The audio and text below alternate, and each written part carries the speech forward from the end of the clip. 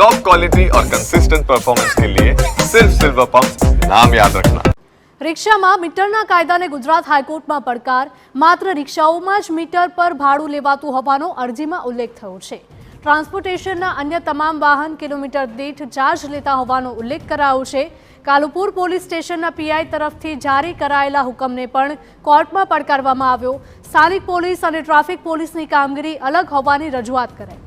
Traffic પોલીસની સત્તા, police સ્ટેશનની હકુમત વિસ્તારની સત્તાઓ અલગ અલગ હોવાનો દાવો કરાયો છે। 21 એપ્રિલ સુધી સોગંદનામા પર વિગતો મૂકવા સરકારી વકીલને કોર્ટનો હુકમ।